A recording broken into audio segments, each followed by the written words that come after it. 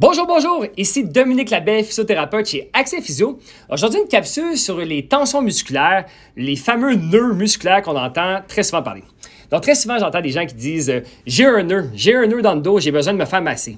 J'ai une tension dans le dos, j'ai besoin que quelqu'un me craque le dos. Quelqu'un me conseiller?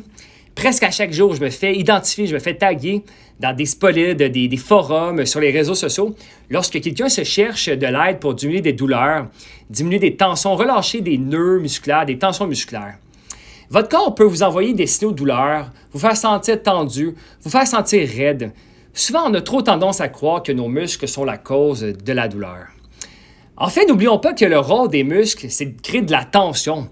Donc, c'est normal que la plupart des muscles soient tendus. Pourquoi on dit qu'on a des tensions dans le cou, dans le dos, des raideurs dans le muscle trapèze?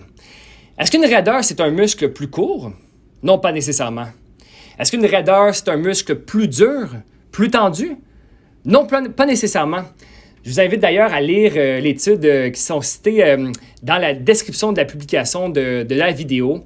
Des études par rapport à ça. Increased trapezius pain sensitivity is not associated with increased tissue hardness. Pardon de mon anglais.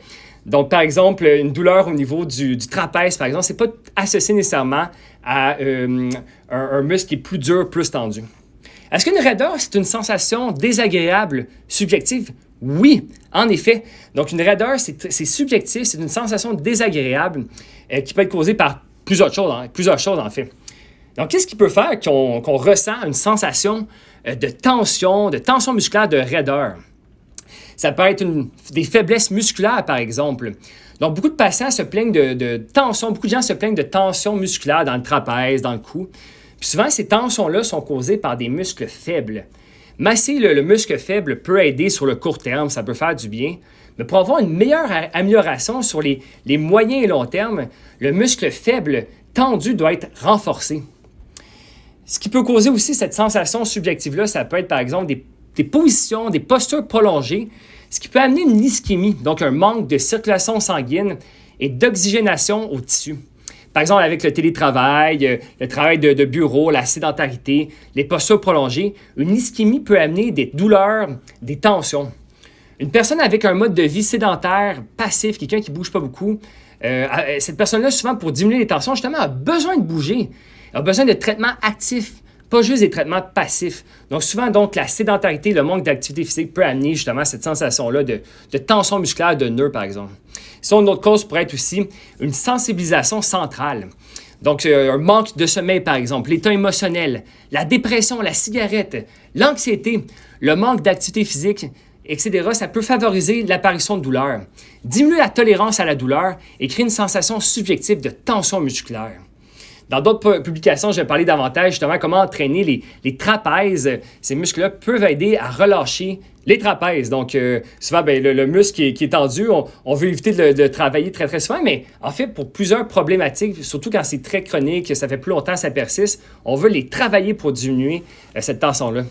Donc, il y a une étude aussi qui est dans l'article un petit peu plus loin sur le renforcement excentrique, donc de retenir le mouvement en faisant des shrugs, par exemple, chez les femmes. Donc, il y a une étude qui a démontré que c'est très efficace pour des douleurs chroniques au niveau du cou et au niveau des épaules pour diminuer justement cette sensation-là subjective de tension musculaire. N'oublions pas aussi que de très nombreuses structures dans le corps peuvent se sensibiliser et participer à créer des douleurs. Par exemple, les causes de douleur, ça peut être les articulations, des disques, la capsule articulaire. Ça peut être neurogène, donc d'origine d'un nerf. Des nerfs comme le nerf sciatique, par exemple. Il y a d'autres nerfs aussi, le nerf fémoral, le nerf médian, ça c'est le nerf du tunnel carpien. Donc, ils disent plusieurs nerfs au niveau du corps. Ça peut être d'origine musculaire aussi. Une douleur peut être d'origine musculaire, donc un muscle. Ligamentaire, donc les ligaments, c'est ce qui retiennent les os ensemble pour avoir une stabilité au niveau de l'articulation. Les douleurs aussi, ça peut irradier. Donc, par exemple, le nerf radial qui origine au niveau C5, C6 du cou. Donc, au niveau du cou, C étant cervical, 5, donc C5, C6, 5e et 6e cervical.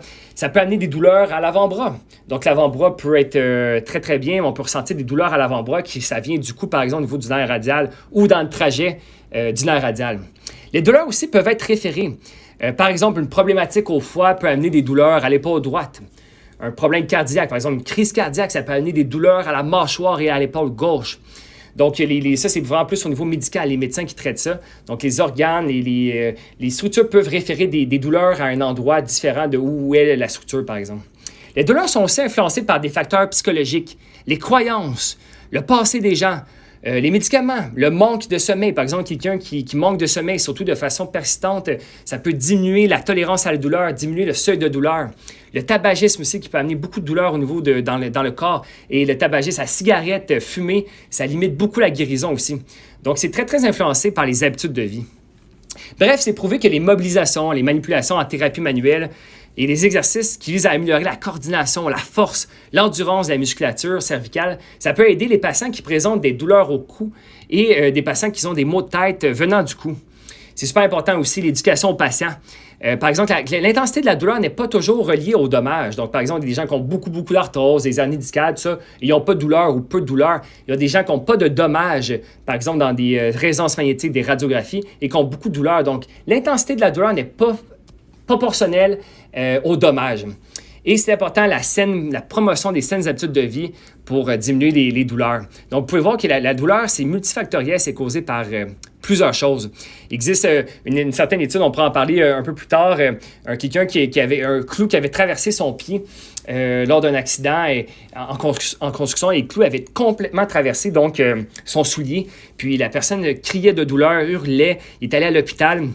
Puis, ils ont donné beaucoup de médications très, très fortes pour la douleur. Et il a passé une radiographie, puis ils ont vu que le clou passait entre ses orteils, puis il n'a jamais touché son pied, finalement. Donc, mais le cerveau était convaincu qu'il y avait une lésion, un dommage, et il y avait beaucoup de douleur. Donc, ça, c'est un exemple que la douleur était très, très forte. Pourtant, il n'y avait pas un dommage parce que la radiographie a confirmé que le clou, heureusement, avait passé entre les orteils, puis il n'a jamais traversé le pied. Bref, c'est complexe, donc je vous invite à consulter un professionnel de la santé en présence de douleur. Merci à mon incroyable cliente, Lisanne Richard, pour la photo. C'est une athlète exceptionnelle, maman en plus, une athlète internationale de plongeon. C'est une belle image aussi pour les saines habitudes de vie, une belle motivation pour encourager la santé, l'équilibre dans la vie, famille, travail, sport, santé. Donc, c'est important de bouger toujours et d'avoir des belles habitudes de vie. Donc, voilà pour ma capsule sur les tensions musculaires, les nœuds musculaires, les nœuds. Donc, je vous invite à écrire des commentaires si vous avez des questions. Merci, à une prochaine capsule.